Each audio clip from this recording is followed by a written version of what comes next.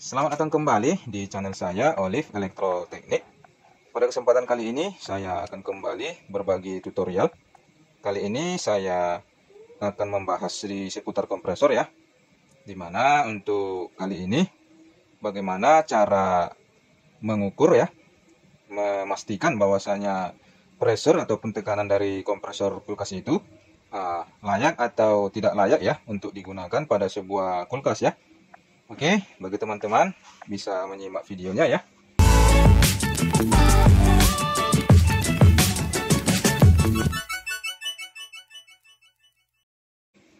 Oke, kita lanjut. Kali ini saya akan bercerita sedikit mengenai pengalaman saya ya di dalam hal perbaikan kulkas ya. Dimana kejadiannya terjadi di beberapa waktu yang lalu ya. Yaitu saya melakukan perbaikan kulkas, di mana keluhan daripada kulkas ini, kulkasnya ya tidak bisa merata ya untuk di bagian freezernya ataupun evaporatornya terdapat bongkahan es ya, bongkahan es yang tidak bisa merata, di mana untuk kulkas normal biasanya untuk freezernya itu saljunya bisa merata ya sampai keseluruhan ya, tetapi dalam kasus ini freezernya tidak bisa merata atau terjadi pengeblokan es ya di sebagian evaporatornya. Setelah saya melakukan perbaikan dengan penggantian filter dryer ya maupun flashing dan sebagainya ya, dan ternyata kulkas ini bisa dingin merata hanya sementara saja, dan tidak lama kemudian terjadi perulangan kasus yang serupa ya, dimana kembali lagi bahwasanya untuk di bagian freezernya tidak bisa merata ya untuk saljunya. Dan setelah cek ya, di bagian kondensor juga kita lakukan pengetesan ya sama di evaporator apakah ada kebocoran. Ternyata tidak ditemui juga ada kebocoran ya. Dan terakhir di dalam benak saya terlintas ini permasalahan pada bagian kompresor ya. Dan ternyata ketika saya melakukan pengetesan di bagian kompresor ya, pengetesan yang saya lakukan itu hanya dengan metode menggunakan jari ya untuk merasakan pressure daripada kompresor tersebut.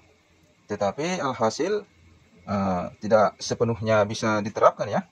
Jadi untuk pengukuran yang lebih akuratnya, kita harus melakukan pengetesan pada bagian press kompresor atau pipa press kompresor dengan menggunakan manifold ya agar lebih pasti.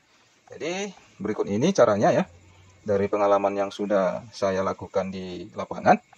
Jadi mungkin bisa jadi referensi ya bagi teman-teman yang mungkin sudah banyak melakukan perbaikan tetapi banyak gagalnya ya.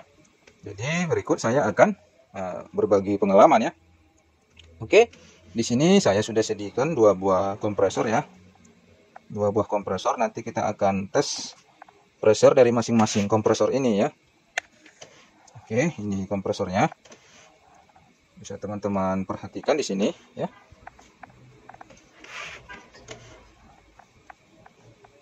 Kita akan coba ya tes nyalakan keduanya ya. Yang saya maksud tadi ya dengan cara tes menggunakan jari adalah dengan cara seperti ini ya. Ini untuk pipa di bagian pressnya ya dari kompresor ini. Jadi kita menekan dengan seperti ini ya sampai jari kita tidak kuat ya. Dan ternyata dengan metode seperti ini ternyata tidak sepenuhnya bisa kita percaya ya. Jadi coba kita lakukan pengetesan. Kita nyalakan kompresornya.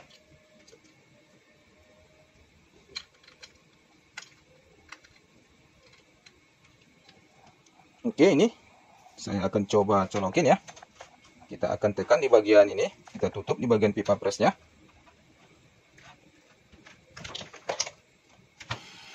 Oke, di sini kompresor sudah menyala ya.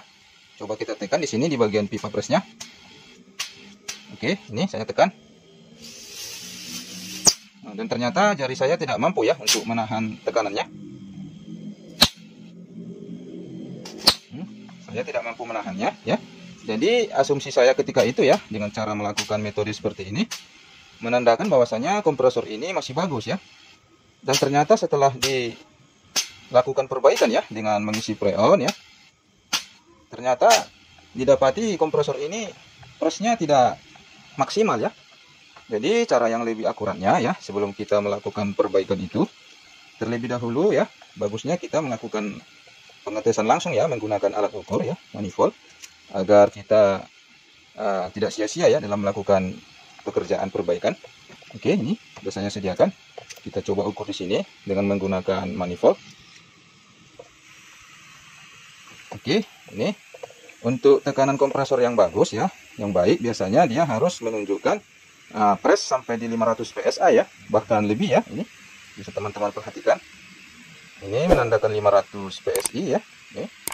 Bahkan dia kadang mentok sampai ke sini ya, ke batas dari jarumnya ini. Jadi untuk menandakan kompresor itu masih layak pakai, masih bagus atau tidak, dia harus menunjukkan nilai sampai di 500 PSI ya. Dan kalau ternyata tekanannya tidak sampai di 500 atau mungkin di 350, disitulah akan terjadi pengeblokan ya. Dia tidak akan bisa merata di keseluruhan evaporatornya ya. Oke, coba kita tes. Ini saya akan coba tutup kerannya. Kita lihat, perhatikan jarumnya, apakah dia bisa mentok ke 500 PSI.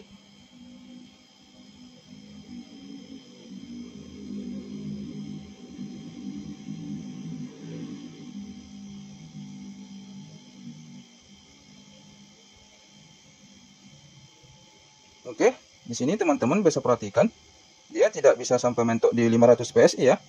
Dia hanya mentok di 480 PSI ya. Oke, kita rilis ya, jangan terlalu lama menahannya. Kita tutup kembali, kita coba sekali lagi.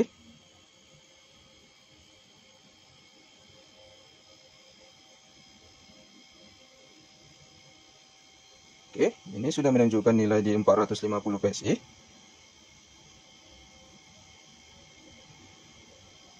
Oke, dia hanya mentok di 480 ya. Oke, ini menandakan bahwasanya kompresor ini sudah sedikit melemah ya. Oke. Dan apabila kita pakai di kulkas ya, maka kompresor ini ya akan tidak mampu untuk menekan freon ya, untuk sirkulasi di sistem. Jadi apabila kita hanya menggunakan metode jari tangan saja seperti ini, bahwasanya kita tidak bisa memastikan bahwasanya kompresor ini tidak ini ya, kerjanya tidak bisa maksimal ya. Kita tidak tahu ya. Dengan menekan seperti ini, ternyata jari kita tidak tahan ya, atau tidak kuat menahan tekanan. Ya, ternyata ini tidak bisa jadi acuan ya untuk melakukan perbaikan kulkas ya. Oke, ini saya tidak kuat menahannya. Tetapi apabila diukur, tekanan ini tidak sampai di 500 PSI ya. Oke, selanjutnya kita coba ukur di sini di kompresor satu lagi ya. Kita coba ukur.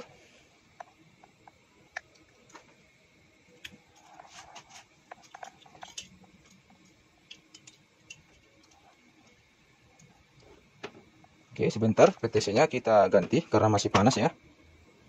Karena dia masih panas akan membuat kompresor nanti tidak akan bisa menyala ya.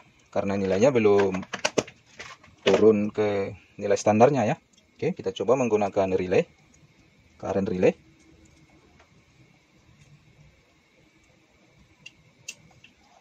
Oke, coba kita nyalakan. Oke, kompresor sudah menyala. Sekarang kita juga coba untuk menahan ini ya, menggunakan jari. Dan ternyata juga tidak tahan ya, jari kita menahan pressurnya. Coba kita pastikan ya, mengukurnya dengan menggunakan manifold. Oke, coba kita tutup kerannya. Kita perhatikan ini, apakah dia bisa mentok ke 500 PSI.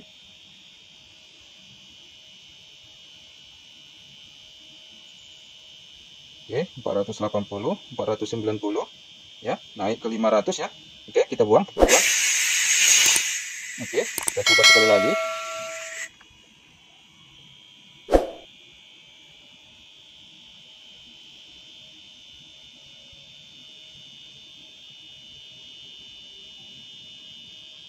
Oke, dia bisa mentok ke 500 PSI ya, bahkan lebih, menandakan bahwasanya untuk kompresor ini masih bagus ya untuk tekanannya, jadi masih layak digunakan. Jadi itulah kesimpulannya ya, bagaimana cara mengetahui ya untuk tekanan dari kompresor ini masih bagus atau layak digunakan atau tidak ya.